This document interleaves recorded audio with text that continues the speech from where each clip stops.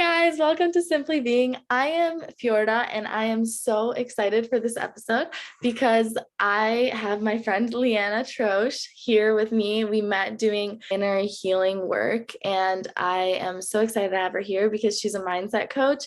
And there is just so much power to our mindset, and that can be the root cause of a lot of our self-limiting beliefs. So if you want to explain, Leanna, a little bit of what you do, I would really appreciate it so people can have a better idea. And then we can move on with the podcast.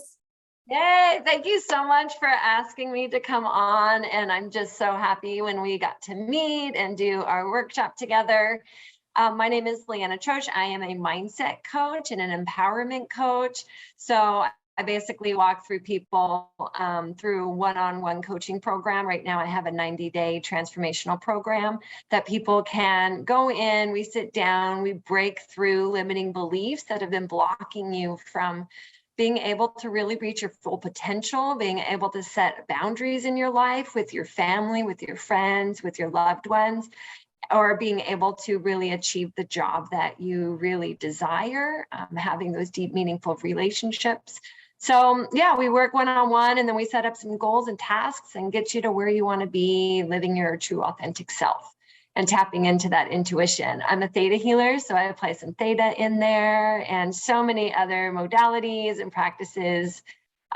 We do workshops, we do all sorts of really awesome, fun things. And my favorite thing is doing what we're doing today is just sitting across from people and talking stories. So I'm so happy to be here. Yeah, thank you so much, Leanna. Getting down to the authentic self with other people so that you're both like welcoming each other to be authentic as you share your story. You can be accepting of yourself, but one of your limiting beliefs could be that other people do not trust you and do not, resonate with you. So until you have that, the reciprocation with someone else, like you might not be able to actually fully get to your most healing potential. So thank you. I mean, so much of my finding my authentic voice and being authentic is I felt like in relationships or in meetings, I was being misunderstood, right? People weren't seeing me for how I felt like I actually was. And so they were thinking I was being something else. And so being able to really tap into who it is that I get to be in order to, be received. I love that you said that because when I feel misunderstood, I feel like sometimes I blame the other person. And I think like, oh, well, they just don't know what it's like or whatever. How did you get to understand that it was actually on you?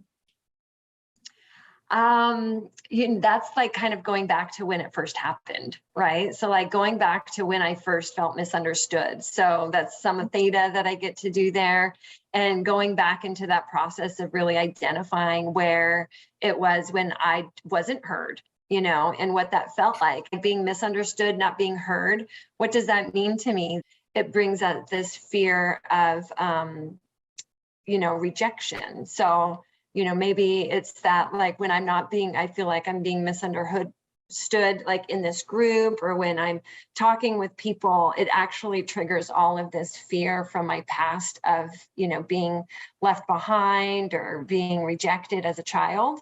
Mm-hmm. And just like some situation, like the situation it comes up to is at the swap meet when I was like 6, and it wasn't anyone's fault. I turned around to go climb on something, and by doing that, I turned around, my family was gone, and I was a lost little kid in the swap meet, and so that was like this abandonment. Or, my brother put me underneath the garage when I was like a year. I wasn't even walking yet, and they shut the door on me, and so I felt like he was rejecting me. And all of these little tiny things, when we are at such a young age, we start to develop that root belief. And then from there, anything else that happens in life kind of starts to pile on top of it. So the work is really like going back to the root cause, and it always stems from fear, right? Mm-hmm. And so being able to look at it as neutral, being able to rewrite that story, being able for myself as my adult self, this gets into, child or inner child. So my adult self, going back and talking to my inner child that it's okay. I'm loved. I'm nurtured. I care for you. I hear you. I nurture you. Right. So then in today's world of interacting, and when I'm feeling like I'm not being understood, I'm calling back to that. And I'm also nurturing that inner child. Like, no, Leanna, you're good. That's rewriting that story, right? It's rewriting it. So recognizing that that's happening, and then rewriting the story and telling myself what it is that I do want. I am safe. I am secure. I am loved. I am heard. I'm seen. Yeah. I'm, the perfect representation of infinite love. I love that so much. This is so incredible. Thank you so much for getting so deep right away. I feel so grateful to be in this conversation, honestly. So when you say that you're thinking back to your child self, it's so beautiful, because when I think of like a lot of my shadow self, when it comes to like, sometimes it doesn't have to be negative. It can be fear. Like you said, I mean, it always stems from fear, but it can just simply be me feeling like I need to impress the rest of the world to feel enough. Or a lot of times for me, it's like, I've never felt like I was the best at something. So in order to feel enough, I feel like I need to try to be the best at it.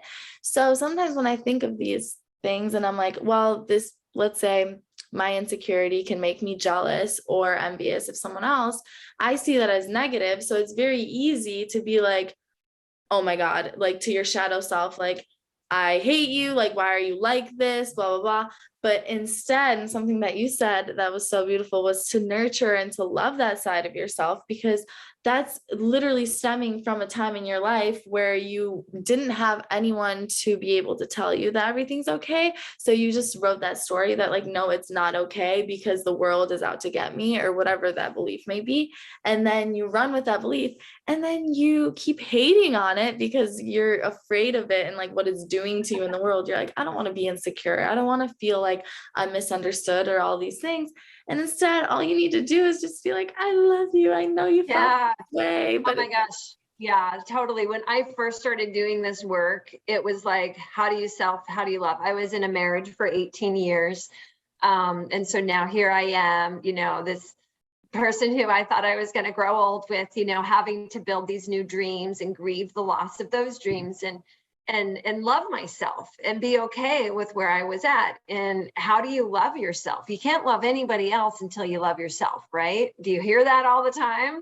yeah. And so I literally would imagine these huge arms coming down and just sweeping and cradling me, like these big, huge golden arms. And that was like my first step in loving myself, is just literally wrapping my arms with these golden arms of just self-love. And I think it is so important when we start to think about the voice in the head. Oh my gosh. Okay, so I read a book and it talked about the voice in your head. If you took that voice and you put it on the couch, and let's say it's your roommate, right? And you're watching a movie, and it's like, look at that, oh, that character, and it's just like talking crap like the whole time the movie is going on, won't shut up, just goes and goes and goes and goes, and why are you eating your ice cream like that, and oh my gosh, I hate these commercials, and just going and going, and you're like, so it's so funny because like that's my inner voice, right? This inner voice that will not shut up. And if I actually had to live with this, if it was a real person, I would hate this person. I wouldn't want to bring this person into my world. Yeah. So, I mean, that's one way to look at just kind of that internal dialogue. Our brains are meant to think. We're human. We are meant to think. And it's really mastering. It's mastering our thoughts. And even when the thoughts come in, it's mastering to not judge our thoughts. Yeah. So like you were saying, those thoughts come in. It's really important for you not to judge that you might be talking negatively to yourself, and just be like, I hear you. You can go sit over there on the couch and I'm going to love myself now. Yeah. 100%. Exactly. I'm actually going to do this while you were talking. I'm like, I am literally going to think about this every time that I have like a negative voice in my head, because it really is about that. Like, I feel like sometimes I'm so picky when it comes to who I let into my world, because I am someone who does not respect my own boundaries most of the time. So now that I've like learned about the importance of them, I and have gone a little bit to the other extreme where I'm like, I just want to be by myself and like not have to, share my energy too much with the world. But what I've realized is that, yes, sometimes the world can be the problem when it is very loud. However, most of the time, it's literally you and the beliefs that you're telling yourself. That also goes to things that we resist or things that trigger us, right? A lot of the time, well, if you have the voice in your head that is negative and saying negative things, something's going to happen out there. Like, let's say something I would come across a lot is when I would get feedback in a meeting, like criticism, constructive criticism in a work meeting. And they would come off and give me my my feedback, my report, my job report, and how I'm doing. And they would say all these great things, but I would only hear the negative. So then that negative is reinforcing those negative thoughts, right? Mm-hmm. So it's really a choice as to what we actually listen to and hear and what we allow ourselves to receive. 100%. And something that, we can kind of lead into with this that I think is important with my generation, but obviously the ones prior to, and you can speak on that, is how we use our like inability to love ourselves and to truly see ourselves and like see reality as it is. We use just anything to numb and suppress our true thoughts. And I want to get into that because that's something that I see like with my generation, with like social media a lot, and then also with like drugs and alcohol. Yeah. So thank you for bringing that up. I am in recovery. So I have been sober for 6 years, and I spent 24 of my years drowning and numbing in marijuana and alcohol and all sorts of drugs, anything that I can get my hand on. It was I was always yes, more please. More was just never enough. And so, this is a huge topic for me, and it really touches my heart. And I'm very passionate about it. So like one of my visions is to spread the awareness of substance use and mental health, because they go so hand in hand. And like, that's kind of what you were talking about. When we use something, we're self-medicating for the emotional side and the mental side of what's actually going on inside of us. And so we're tapping out, right? And it doesn't have to just be substances. It can be shopping. It can be social media. You mentioned social media. It can be sugar. It can be binge watching a show. It can be, oh my gosh, binge just TikTok. So there's a lot of different ways. It could even kind of be exercise sometimes. Oh yeah. But there's a lot of different ways that we go about numbing. And I didn't realize this at the time, but I started using at 14. And I didn't learn the coping skills in how to manage life, like how when stress came up and like something big happened in my life, I didn't know how to manage it. And so I just went to a drink or I just went to smoke. And it was like, I didn't know how to actually like listen to my body and get through it. So what you see today happening is, you have stress from school or from work, or you unfortunately have a death in the family, or we get hit with the pandemic where, we can't actually be in the community socializing with our friends, and we are having to stay at home. How do you cope with any of that? And so picking up a drink or drug or binge watching, binge shopping online, whatever it might be, is a way of escaping. But what you're not really tapping into is what's actually happening within yourself, right? So checking in with the vulnerability and your emotions. So there's, I have one of my business partners, one way that she loves to cope, her self-care is watching shows. It's going in there and watching a few movies for the day and stuff, and just like completely decompressing. Mine is like, I got to get out into nature and go sit in some hot springs. Like I can't be in front of the TV, but that works for her. It doesn't work for me, right? And so there's all sorts of different ways in which you can take care of yourself and tap into that. But what our society, and like you said, was our generation, your generation, is being able to find the space to just be with your thought and your feelings without having to have the radio on, getting on social media, doing something else, calling a friend, going out and doing. It's really so important that we start to be, and we just start to be present in the moment and just sit and feel whatever it is you're feeling. So having a good cry and letting that out and then go watching a movie, that's okay.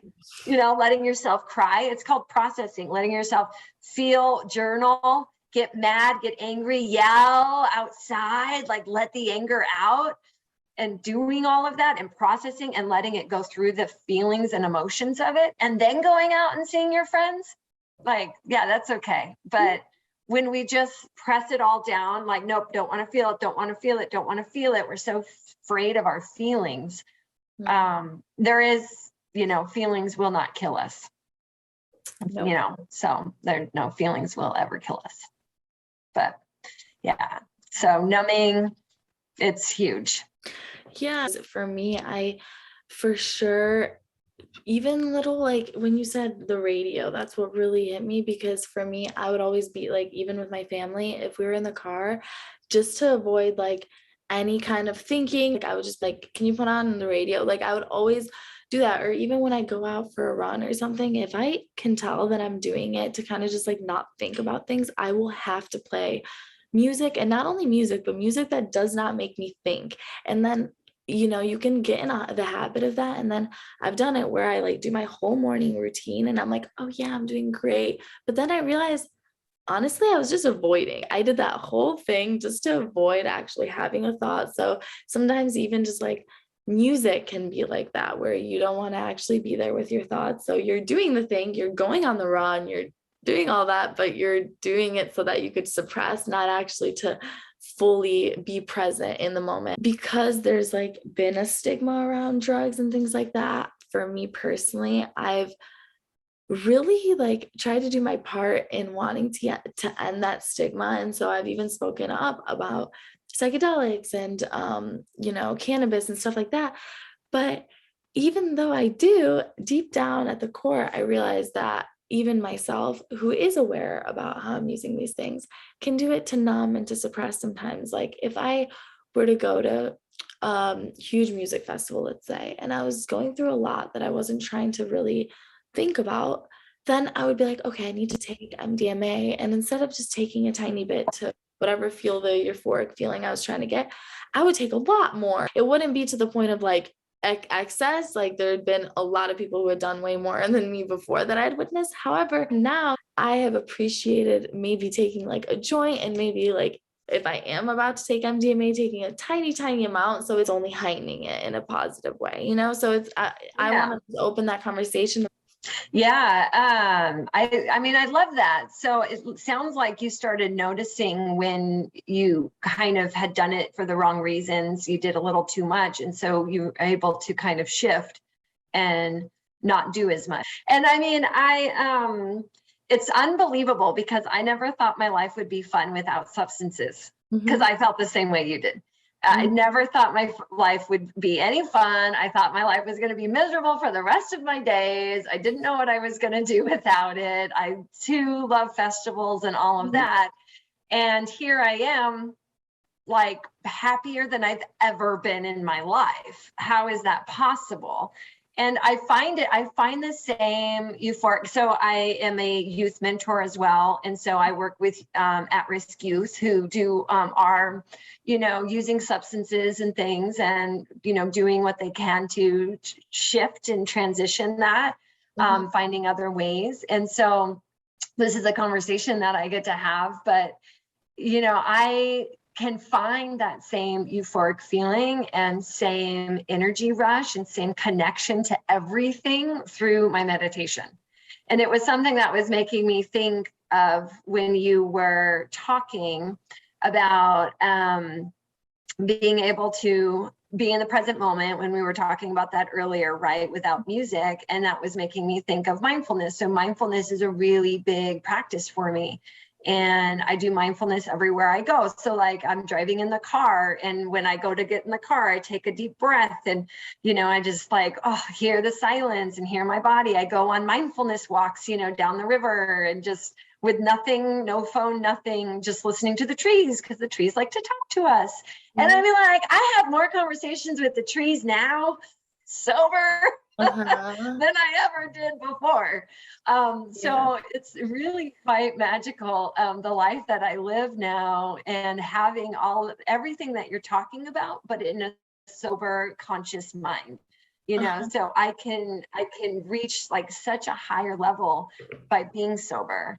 And I think that's something that we're chasing, and we are chasing. We're always chasing kind of like the next high, or we're always chasing, a little bit more, a little bit better. But for you to be able to identify, when you did do a little too much and it wasn't really healthy, the way you were going about it. And I think that's really important, because that's where the dependency starts to come. Right? Especially like in drinking or anything, like when you have to start taking more to get the same desired effect, that's where we start to, raise some red flags. When you start to have to do it more often for anything that comes up in your life, whether you're celebrating or you're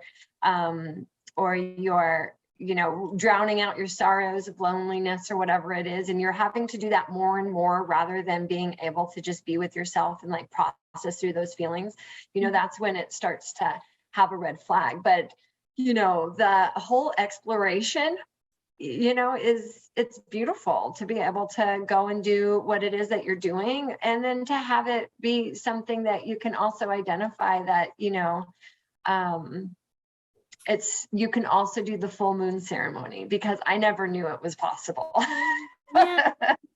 Everything is just so magical, because what you're saying, where you're like, you can get to that in meditation, like that's what these drugs are mimicking. Like they're trying to get you into these higher levels of consciousness. Too much like you're, let's say, taking mushrooms only to be able to get to that, state of like, feeling one with the trees and all of that, then you're skipping the work. And when you go back, you're actually more handicapped, because in your reality, when you go back to your like regular days, you're just like, whoa, this is horrible. Like, can I get back there, please? I want to get back there. And you're just thinking about like the next weekend and what's going to happen this weekend and what do we get to do? And so it's just beautiful that you're able to get to that with the meditation, because then that's how you're living your entire life. That's my goal. So like I practice, so mindfulness is a huge practice of mine.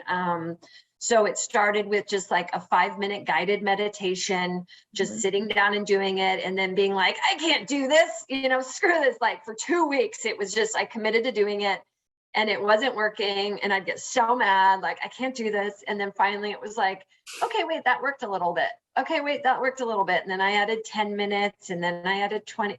So I like slowly, but I kept at it. And it is something that I practice throughout my entire day.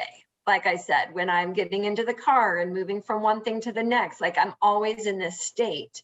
And then in the theta healing, we get to the theta brainwave, and that's what we're getting to. So when we're in the theta brainwave, we actually open up to all that is, and we're connected in infinite love. And so to be able to walk through life and to see the goodness in everyone, to know that I am infinite love, and I get to share that with you and everyone else. Yeah, I mean, it's a natural high. It is. I mean, that's what we're all, my favorite part of festivals and all these things I'm talking about is being able to look at the girl next to you and be like, oh my God, I love you, like randomly. Right. And now even just doing these like workshops and things that we've done together, I am feeling like I can do that randomly. I was never able to do that in the past. I would think, someone's gonna read this and think I'm weird because I love them. Like, it's just like little things in your everyday life when you are vibrating at that love frequency, it just opens up so many doors because if you're coming from a place of love, you don't really need someone to say it back because you already feel it to be able to say it yourself, Yeah, absolutely. Yeah. That's awesome. This feels I so know, you said it beautifully. I don't know if I have anything to follow on that one. I love what you just had to say, and it's so true. I think that's what our whole message today was about. Yeah, no, I appreciate you so much because like honestly, even just like talking to people that are a bit older than me and like who I'm inspired by, and not even just like human years, I'm talking about like your wisdom and all of these things. It's an honor to talk to you. So it's being able to be my vulnerable self and even talk to you about like taking Molly at festivals, like that is such a powerful thing that I'm cherishing because I wasn't able to do that even just like a few months ago, like I would have to feel like I need to hide myself. Like when I would go to workshops and things, when they would ask me like, what do you do? And I wouldn't even tell them about my podcast because I would be scared that they would look at it and realize that I'm talking about some weird things. Now I don't worry about if they judge me because I'm like, well, that means that we don't resonate and it's okay. Yeah, not everyone's going to like us for sure. And it's not my job to change your opinion of me or anything like that. I can just be me. And even if you don't like me, I can still love you anyway. Yeah, that's amazing. But do you think that moms and like just people who are already in their belief systems and are not like ready to step out of them, like do you have trouble connecting with them? There is, it's not for everyone. And some people just aren't ready to hear it. I don't go out and preach this or anything like that. I do speak this type of language, and I work to tell myself positive things, right? Work on being in the positive, work on what it is that I do want to create for myself in my world. So words are important. I have the elder that I sit with and have spiritual teachings with, and he often says, words are living things, and our words live long after we speak them. So it's very important that what we're saying, if we're gossiping about somebody else, or if we're not in integrity with ourselves, with our true authentic self, because I heard you say that, if we're not in authentic self, and we're saying things that are in harm to ourselves, we're complaining about what just happened, we're calling ourselves stupid, we are talking about the person next door, or talking about how this thing didn't work out, or and complaining or whatever it might be, we're actually causing a lot of detriment to ourselves. Yeah. So really being cautious of the words that we speak, which goes back to the mindset and the way we're thinking about ourselves, and all of that leading to our authentic self. So many times you were asking about parents or mothers, they've been so busy running a household or taking care of kids, they've lost that authentic self. It's such a selfless job. It really is such a selfless role. I'm a mother. I have a 17 and a 19-year-old. And so they are about to, leave the house, and, and here I am after, raising them for so long. It is such a selfless job. And so being able to identify what it is that fuels me, or, I'm passionate about, it took a long time to learn what that was.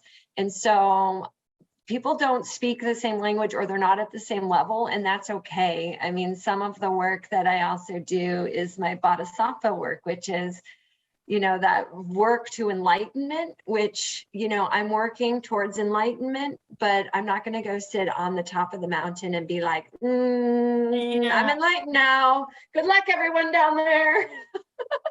The bodhisattva is actually, goes to a place of enlightenment and then can come down and work with the masses through their suffering.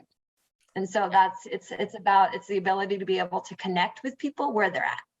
So being able to still see their greatness for who they are, and seeing it maybe when they can't even see it. So seeing that little spark, and then sitting with them while they work through that, so that they can finally start to see that spark and start to kind of light that fire within them. Wow, super beautiful. I actually learned about that in my Buddhism class in my last year of college. I just remember my professor talking about that and how when you're doing that, then you're not really enlightened, because you don't realize that we're all one, which is like the first step of it all. So you're just like going back to the bottom in terms of mindset. But it seems to me like you're an incredible mom, and like I think a great inspiration for your kids too, because when you see someone step into their power and be able to, be themselves in this world, I'm sure it inspires them to also do that. Yeah. My son last year wrote me a beautiful card, and it was gorgeous because, let's see, I got divorced. I got sober when they were 11 and 13. So really critical ages. And it was a hard transition for all of us. So not only here am I growing and learning how to be sober for the first time really ever, my kids are going through the process with me. And through all of this time now, 6 years later, my son wrote me, he's my 19-year-old, he's in college, and he wrote me a beautiful letter of just acknowledgement of the work that I've done. And then he's even called me a few times for coaching, because you can't coach your own family. But he's called me a few times for coaching, and and really it's like I could only do so much, but the most that I can do is work on myself. And that's the thing that I found in any relationship, but mostly with my kids, is if I want my kids like to have a different life or to be any different, I need to start looking at myself and how I'm showing up in that relationship and what I can be doing different for myself, because it's a mirror. So any parents, anything like that, and they're not behaving the way you want them to, start checking yourself, because it's a mirror. After that point, I literally want to end it, because I want people to leave with that. A lot of times the reason why someone can't get to you, it's because of that resistance you have because of something you're going through. Otherwise, we would all just be able to talk about anything and everything, and then everything would be okay, because communication also is like the number one thing in relationships. Yeah, maybe our next episode we can talk about our mirrors in relationships. I think that's incredible. Yes, let's do that. We should do a second series. I'm going to write that down right after, and we can get into that. Yay. Also, if you want to give any announcements on how people can reach you and different ways that we can work with you. Yeah, I am in Big Fork, Montana, and I will be hosting a retreat at the end of this month. It is a Women of Wisdom retreat, a reboot for winter. We are in the middle of winter. So we're going to have a reboot where we're going to be working on people pleasing, setting appropriate boundaries, and just getting a whole recharge and working on meditation.